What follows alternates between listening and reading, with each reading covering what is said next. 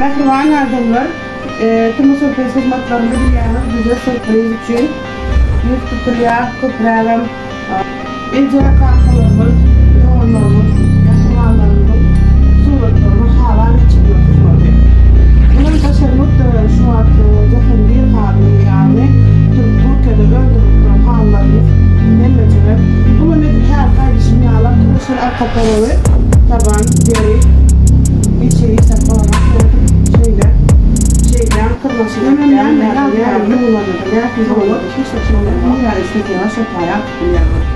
bu suretleri niyetleri zaten kazetiniz yazdıkları ya sizin suretlerinize böyle suretlerinizi deriyağınız suretleri skandırılık bizlerden olacağız.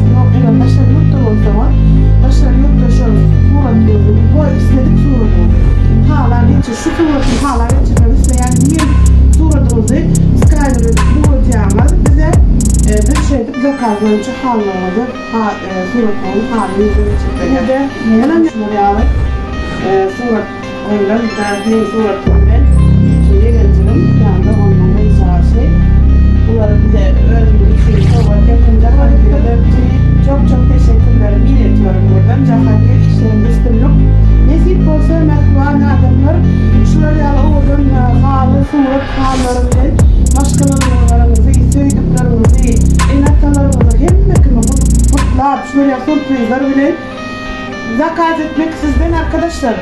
İsmi olarak kabul edip yerine getirmeden bizden. Buyurun.